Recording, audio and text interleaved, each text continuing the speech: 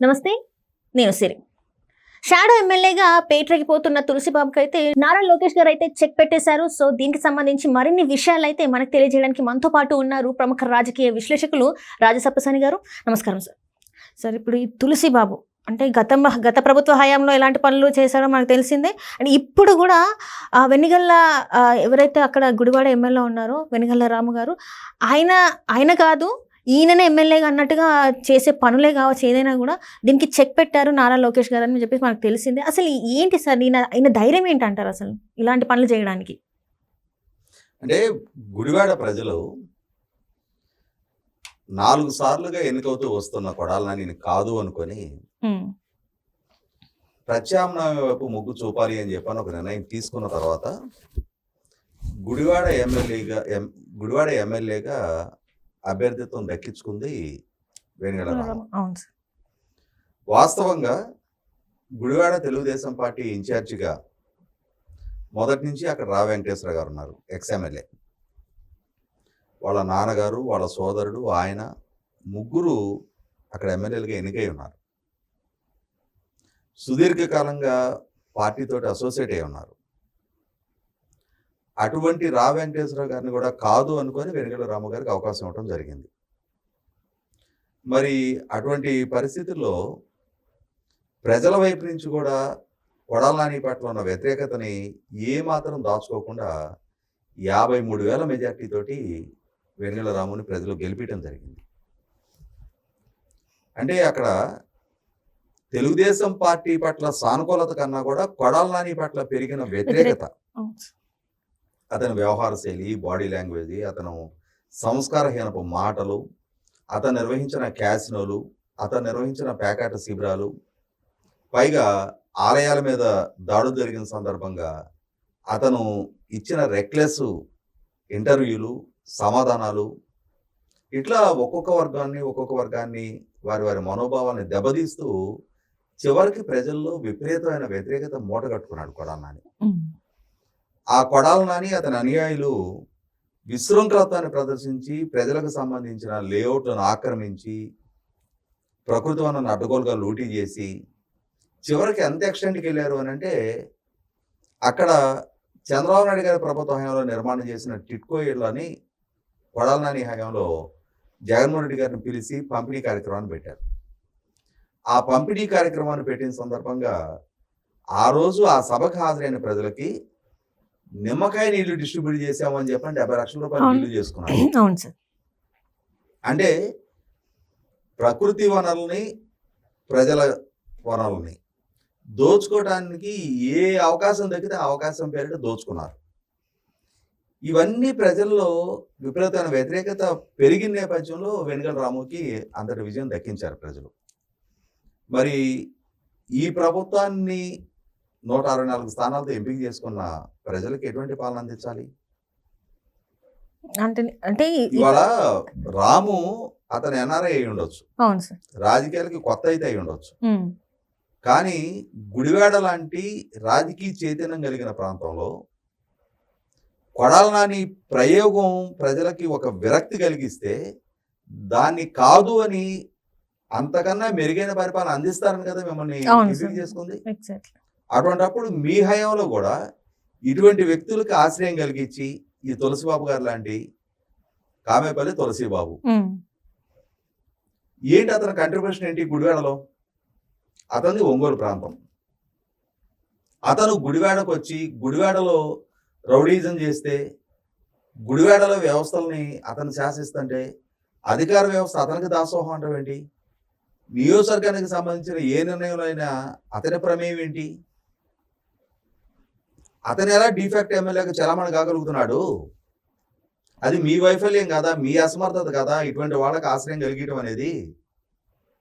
ప్రజలు ఎన్నుకున్న శాసనసభ్యుడు మీరు.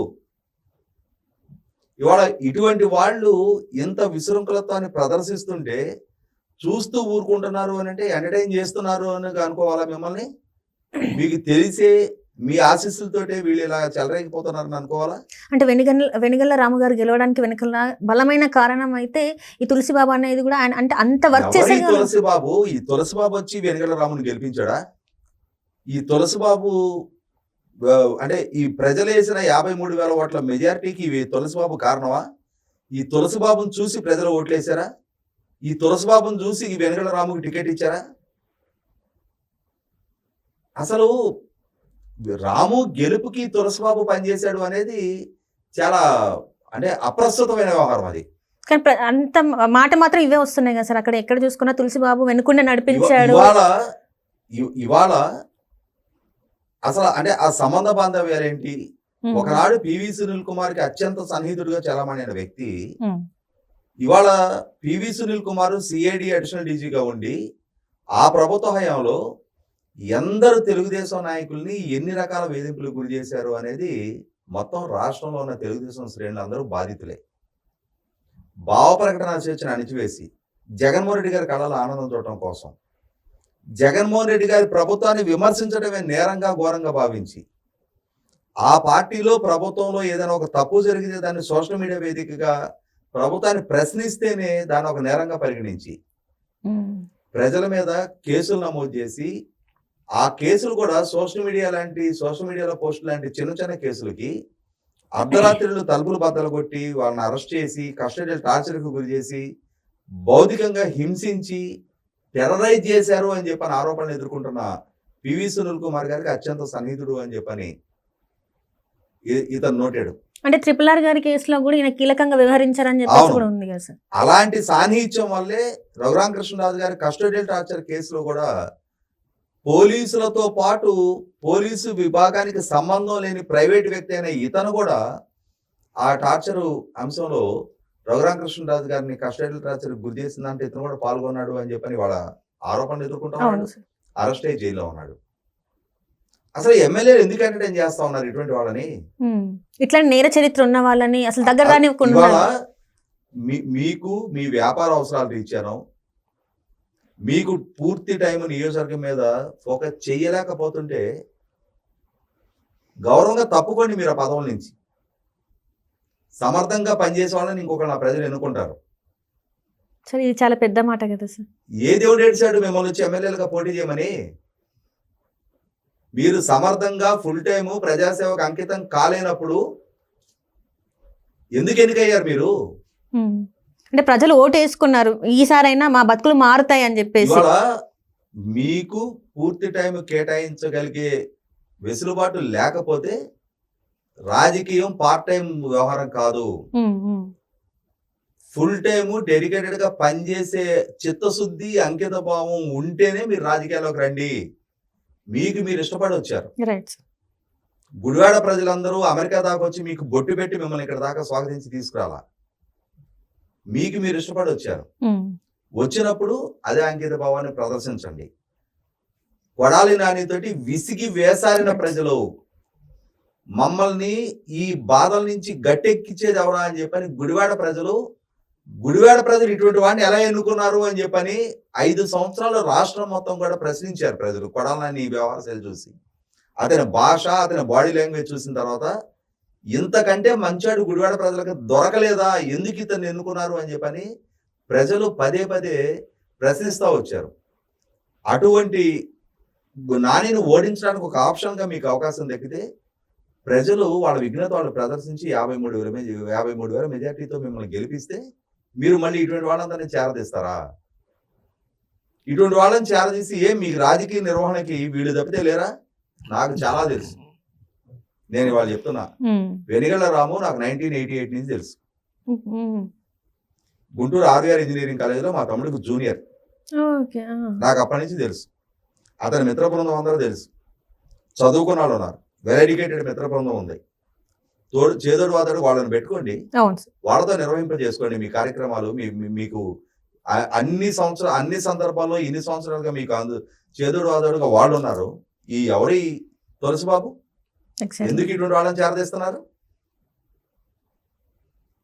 అంటే ఇవాళ పబ్లిక్ ఫోరం లో మాట్లాడుతున్నాం కాబట్టి రాము గారు అంటున్నా, నాకన్నా చిన్నాడు.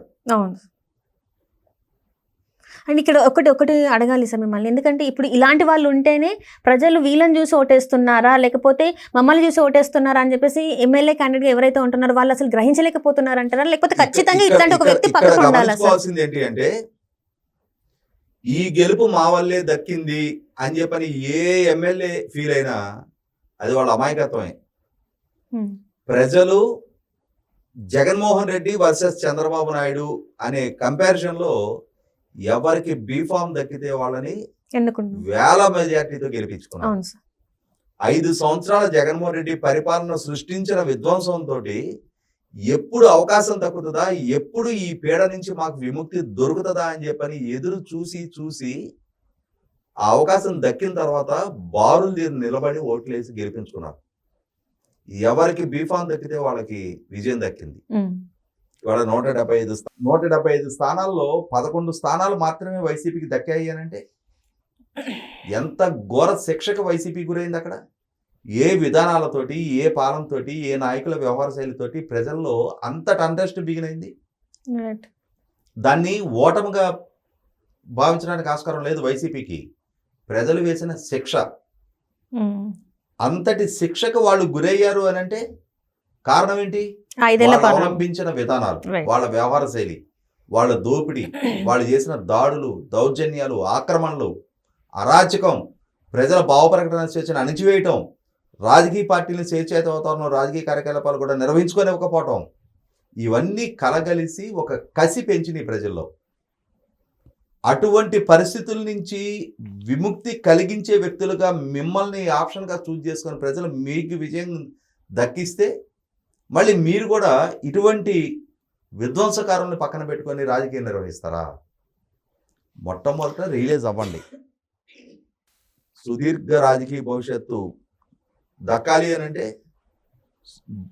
రాజకీయాల్లోకి అడుగుపెట్టిన తర్వాత భవిష్యత్తులో మరింత ఉన్నత స్థాయికి చేరుకోవాలి అని అంటే ఖచ్చితంగా ప్రజలిచ్చిన అవకాశాన్ని సద్వినియోగం చేసుకుంటే, ప్రజల మెప్పు పొందితే అటువంటి దానికి ఆస్కారం ఉంటుంది తప్ప ఇటువంటి చీడ పురుగుల్ని చెంతం చేసుకొని నేనైతే ఎక్స్పెక్ట్ చేయలే. రాము ఇటువంటి వాళ్ళని ఎంటర్టైన్ చేస్తాడు, ఇటువంటి వివాదాస్పద వ్యక్తిత్వానికి అతను సెంట్రిక్ గా మారతాడు అని నేనైతే ఎక్స్పెక్ట్ చేయలే. ఎందుకంటే నేను ఇందాక చెప్పా కదా, నాకు తెలిసిన రాము వేరు. ఇవాళ ఇటువంటి వాళ్ళని అతను ఎంటర్టైన్ చేస్తున్నాడు అనంటే, ఎందుకంటే ఆ కొడాల నాని గురించి ఎన్ని సందర్భాల్లో నేను మాట్లాడున్నాను, ఎన్ని వందల సార్లు అతని గురించి నేను మాట్లాడున్నాను. అతని అసలు శిశులు, అతను పదే వెన్నుపోటు అని చెప్పని ప్రస్తావిస్తున్న అంశాన్ని అసలు శిశులు వెన్నుపోటుదారుడు కొడాల నాని అని చెప్పని నేను మాట్లాడిన వీడియోలు మిలియన్స్ కొద్ది రీచ్లు వచ్చినాయి. అసలు శిశులు కొడాల నాని వ్యక్తిత్వం ఇది అని చెప్పని నేను అతను ఎక్స్పోజ్ చేసిన తీరు. ఇవాళ అంతగా మనం నానిని టార్గెట్ చేసి మాట్లాడి ఇవాళ వీళ్ళు కూడా అదే తాను ముక్కలా అని చెప్పని ఆరోపణలు రావడం అని అంటే ఖచ్చితంగా మన్నాటి వాళ్ళందరికీ బాధ కలుగుతూ ఉంటది. అంటే రేపటి రోజున మళ్ళీ ఎలక్షన్స్ అప్పుడు మళ్ళీ వాళ్ళు ప్రజలు ఖచ్చితంగా మారే ఛాన్సెస్ ఉన్నాయి కదా సార్. అంటే అందువల్ల ఇప్పటికైనా రిలీజ్ రాము, ఇటువంటి వాళ్ళని దూరం పెట్టుకో. నువ్వు చదువుకున్నావు, కష్టపడి ఉన్నత స్థానానికి ఎదిగావు, ఆ పొజిషన్ నిలబెట్టుకోవటం చాలా కష్టం. కాబట్టి ముందు నీ పరువు ప్రతిష్టలు పణంగా పెట్టబడుతున్నాయి, నీకు అవకాశం ఇచ్చిన పార్టీ ప్రభుత్వ ప్రతిష్టలు కూడా పణంగా పెట్టబడతా ఉన్నాయి. కాబట్టి దాన్ని చక్కదిద్దుకోవాల్సిన బాధ్యత నీదే.